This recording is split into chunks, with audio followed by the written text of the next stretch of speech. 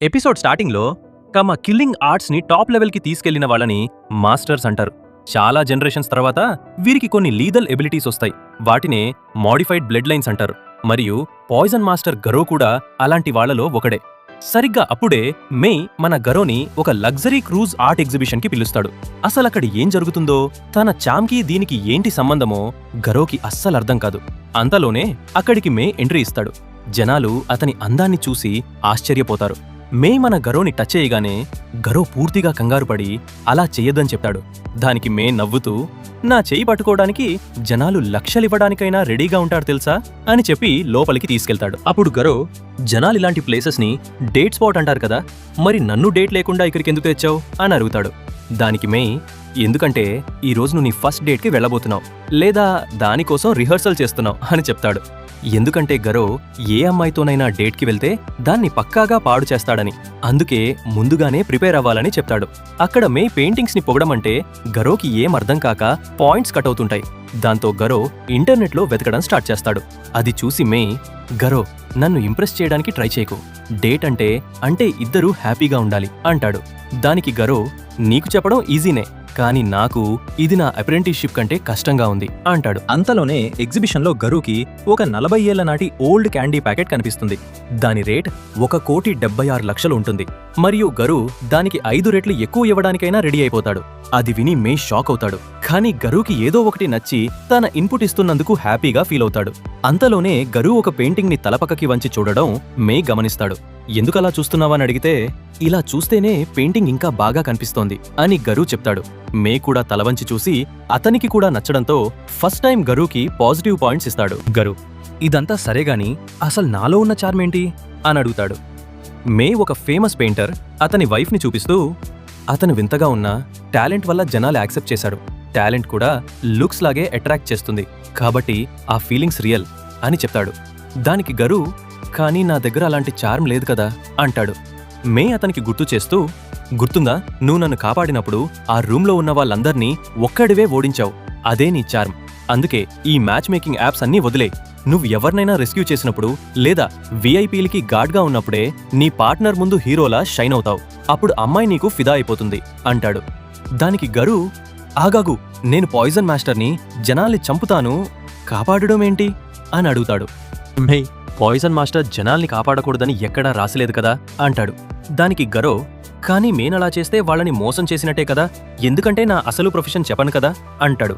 మే, జాగ్రత్తగా వినుగరో, మీరు ఎలా పరిచయం అయ్యారనేది ముఖ్యం కాదు, అది జస్ట్ స్టార్టింగ్ లైన్ మాత్రమే. ఆ తరువాత హ్యాపీ రిలేషన్ బిల్డ్ చేయడమే అసలు టెస్ట్ అని చెప్తాడు. అంతలోనే ఆ ఆర్టిస్ట్ తన వైఫ్ ని తీసుకుని వెళ్ళిపోతాడు. మే కూడా అతని వెనుక వెళ్తాడు. గరోకి ఏం అర్థం కాదు. ఆ తర్వాత ఎగ్జిబిషన్ నుండి ఒక పెయింటింగ్ చోరీ అయిందని తెలుస్తుంది. దాన్ని హిమేకవా అనే దొంగ దొంగిలిస్తుంది. ఆ క్రూ కెప్టెన్ జనాల్ని టార్చర్ చేసి ఆ పెయింటింగ్స్ లాక్కున్నాడని, అందుకే హిమేకవా వాటిని దొంగిలించి అసలు ఓనర్లకు ఇవ్వాలని చూస్తుంది. ఆమె తన షార్క్ ఫిన్తో తప్పించుకుంటుంది.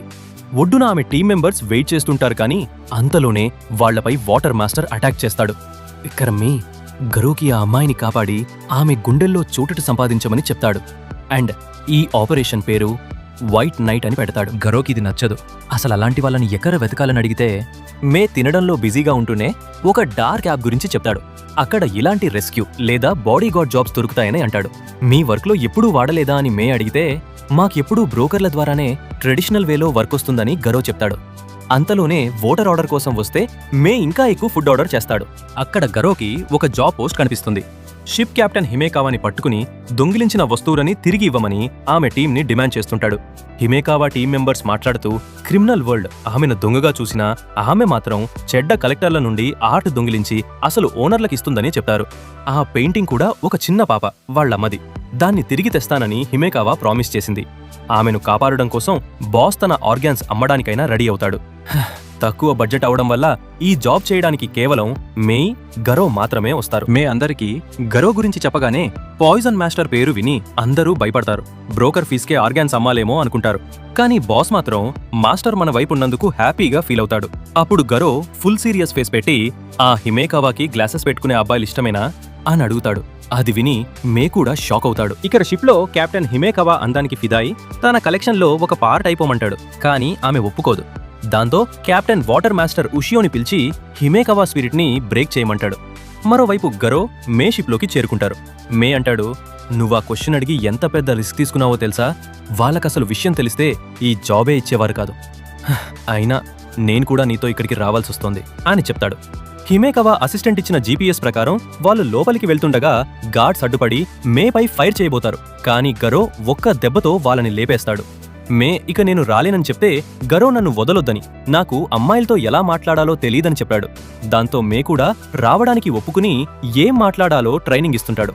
షిప్లోకి ఎవరో వచ్చారని కెప్టెన్కి తెలియడంతో ఉషియోని వాళ్ళని ముగించడానికి పంపుతాడు. లోపలికి వెళ్తూ గరో డైరెక్ట్గా పెళ్లి ప్రపోజల్ ప్రాక్టీస్ చేస్తుంటే మే ఆపి, ముందు అమ్మాయి ప్రాబ్లమే అర్థం చేసుకో, ప్రపోజ్ చేయకు, ఆమె బండి పోగొట్టేలా మాట్లాడు అని చెప్తాడు. మే గార్డ్స్ నుండి తప్పుకుంటుంటే గరో వాళ్ళని ఓడిస్తూ ఉంటాడు. లోపల కెప్టెన్ హిమేకావాపై గన్ గురి పెడతాడు.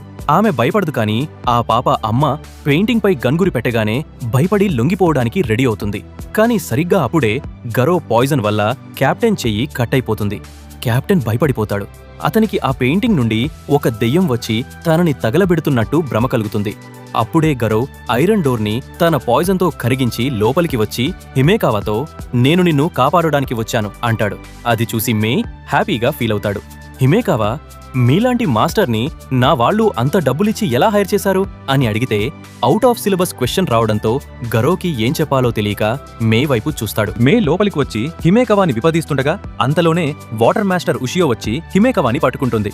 గరో వెంటనే ఒక సిరంజితో తన బాడీలోకి పాయిజన్ ని ఇంజెక్ట్ చేసుకుని ఉషియోపై అటాక్ చేస్తాడు. ఆమె తప్పుకుంటుంది. గరో హిమేకవాని కాపాడి మేకి అప్పగిస్తాడు.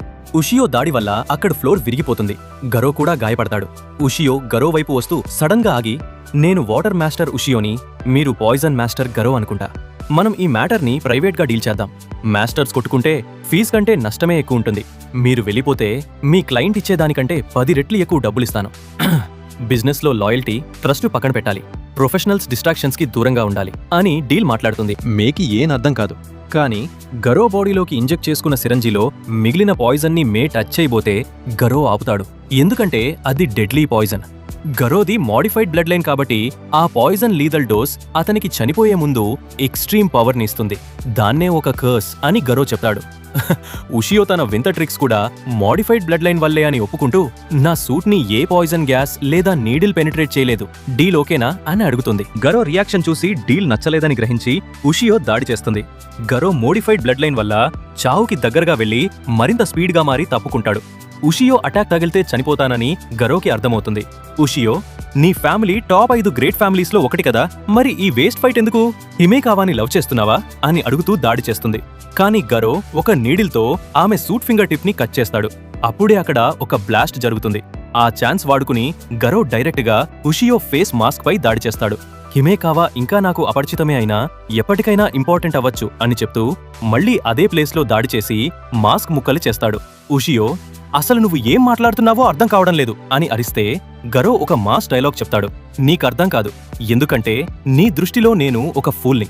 ప్రతిరోజూ రాత్రి ఫ్యామిలీతో కలిసి డిన్నర్ చేయడం టైం వేస్ట్ అన్నావు కదా, కానీ అది నేను ఏ పొజిషన్లోనైనా ఎంత ధరైనా ఇచ్చి ప్రొటెక్ట్ చేయాలనుకునే నా లైఫ్ అంటూ ఈ ఎపిసోడ్ ఇక్కడతో ఎండ్ అవుతుంది.